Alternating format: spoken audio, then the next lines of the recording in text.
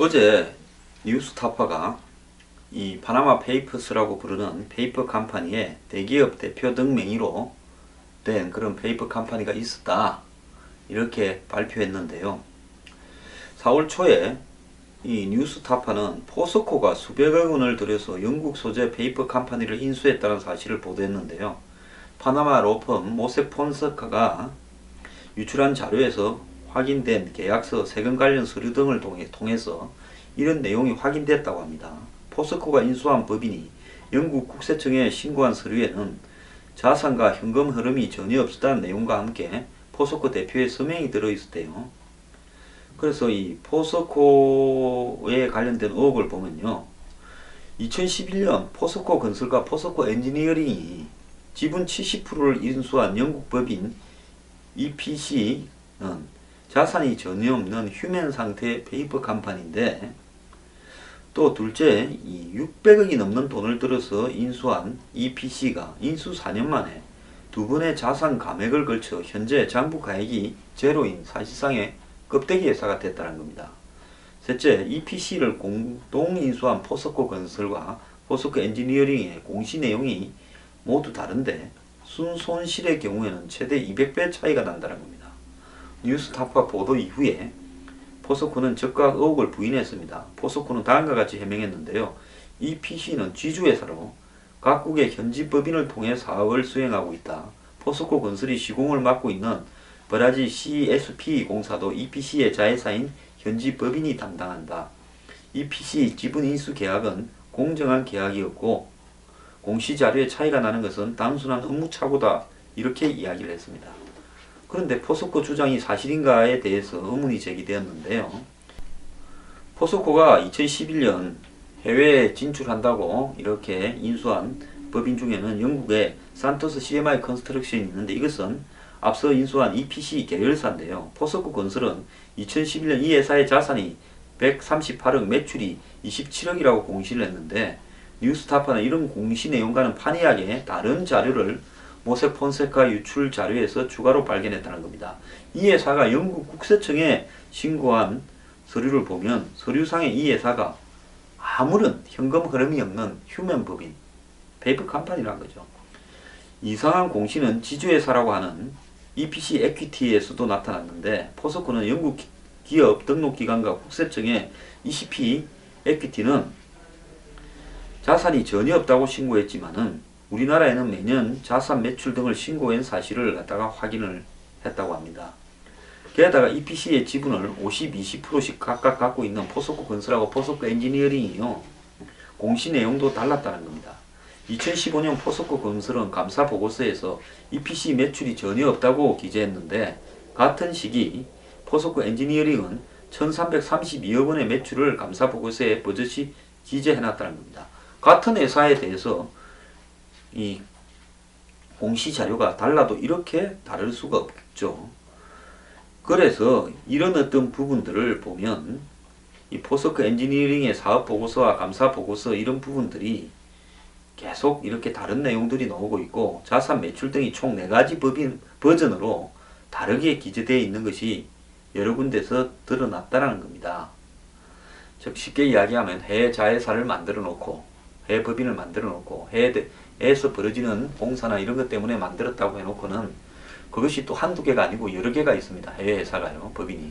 그런데 해외에서는 그게 휴면 계좌라고 해놓고는 한국에는 그걸 갖다 포스코 그 건설하고 포스코 엔지니어링이 관리를 하는데, 한 군데는 이 회사에서 매출은 전혀 없다고, 한 군데는 그게 또 다르게 기재되어 있고 매출이 있는 것처럼 나와 있고, 또 이 같은 회사에 그런 어떤 해외 자회사를 기재한 내용에 보면 여기저기에 이 버전이 다 다르게 되어 있고 이렇다는 겁니다. 그래서 포스코는 이걸 갖다가 사업보고서, 감사보고서 내용이 같은 회사에 대해서 다르고, 이런 부분을 업무착오라만 이야기하는데요. 이 사업보고서와 감사보고서가 다르고 4가지 버전의 공시, 이런 일들은 있을 수가 없다는 겁니다. 상식적으로 납득이 불가능하다. 자, 포스코는 현재 답변을 하고 있지 않은데요. 정권 바뀌면 포스코는 이것은 내 밥이다. 그래서 정권의 핵심 실력자들이 포스코로 하여금 온갖 지저분한 일을 다 시킵니다. 어떤 회사를 돈도 안 되는데 몇 배 주고 인수해라, 껍데기만 있는 회사를. 그 회사가 망해갈 만하니까 너가 비싸게 인수해라. 기술이 있다고 치고 그래 인수를 합니다. 포스코에 적만 잡아놓고 회사는 없애버립니다. 그러고는 그 비슷한 회사가 또 밖에 돌아가고 있습니다. 딴 사람 명의로. 이런 일이 있을 수도 있고요. 더 나아가서 해외 공사한다고 해놓고는 돈은 싹 빼갔는데 나중에 공사는 제대로 진척이 안 돼가 공사 다 하고도 회사 문을 열지도 못합니다. 자, 그리고 무슨 자회사에 일을 몰아줘갖고요. 조그만 자회사가 갑자기 커지기도 합니다. 이런 식으로 엄청난 돈들을 낭비했습니다. 무슨 포스코에 맞지도 않는 해외에 법인들을 갖다 인수하고 또 국내에 뭐 별 미래 가치도 없는 회사들을 인수해가지고 곳곳에 그 인수 자금을 뿌려대고 자원 개발한다고 또 포스코가 쫓아다녔습니다. 포스코 회장이 지난 정권 때 아프리카 휩쓸고 다녔지 않습니까? 그래서 뭐가 잘 됐습니까? 한번 이야기를 해야 안 됩니까? 그런데 희한한 것은요. 정권이 바뀌어서 새로 포스코를 장악한 현 지평부도 이 포스코와 관련되는 진실을 규명하려고 하지 않는다는 겁니다. 자, 하나 열게 되면 앞뒤 모든 게 터질까봐 그러는 겁니까? 저는요. 이것은 야당이 국정조사하고 청문회 하자고 해주기를 바랍니다. 야당이 청문회 국정조사는 이럴 때 하는 겁니다.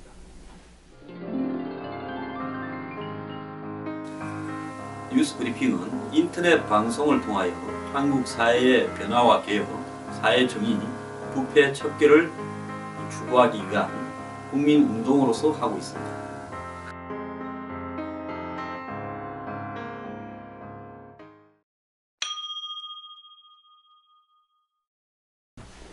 포스코뿐만 아닙니다. 이 민간 대기업에서도요. 지금 페이퍼 컴퍼니가 나왔습니다. 아모레 퍼시픽 창업주의 장남인 서영배 태평양 개발 회장이 이 모색 폰스카 유출 자료에서 페이퍼 컴퍼니를 운영하고 있다가 발견됐다고 합니다. 서 회장의 페이퍼 컴퍼니 이름은 워터마크 캐피탈로요. 2004년에 설립됐고 주소는 버진 아일랜드라고 합니다. 뉴스타파는 서영배 회장의 페이퍼 컴퍼니는 싱가포르의 ING 아시아 프라이빗 뱅크에 개설한 계좌를 숨기기 위해서 만들었을 거다.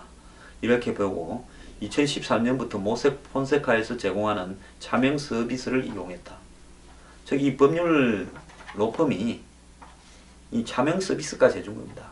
자기 서영배라는 이름이 아닌 다른 사람 이름으로 이 은행을 이용하는 부분에 도왔다. 이런 이야기겠죠. 뉴스타파는 또 아모레 퍼시픽 창업주의 막내딸 서미식 씨와 세 아들이 주주로 있는 웨이제 인터내셔널이라는 페이퍼 컴퍼니도 발견했는데요. 이는 아들들에 대한 상속 또는 정려의 목적이 의심된다. 이렇게 이야기했습니다. 이에 대해 서 씨는 뉴스타파에 캐나다 이민을 준비하던 중에 은행 직원의 권유에 따라 캐나다에 송금한 자금을 운영하기 위해서 페이퍼 컴퍼니를 만들었다고 했답니다. 자, 이 밖에도 카지노 업체인 파라다이스 박백용 대표는 에인젤 캐피탈 리미티드를 가지고 있고 김광호 모나리자 전 회장, 이 휴지 회사죠.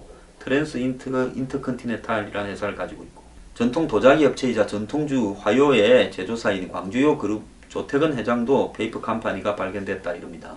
이에 대해 박백영 대표는 페이퍼 컴퍼니는 파라다이스 그룹과 무관하고 이전 직장 동료들의 펀드 운영을 돕기 위해 설립한 거다라고 합니다.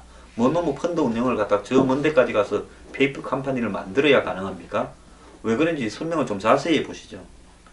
그 뉴스타파는 배우 윤석하의 남편 김석기 전 중앙종금 대표가 검찰 수배를 받고 해외 도피 중에 이분 홍콩에서 편안하게 잘 산다고 소문나 있죠. 페이퍼 컴퍼니를 이용해서 국내 투자를 계속했습니다. 해외 도망가고도요. 페이퍼 컴퍼니 만들어서 남처럼 해가 국내에 정권 투자를 한 모양입니다. 부인 윤씨 명의로 수백억 대의 주식 자산을 보유하고 있다고 주장했다고 합니다.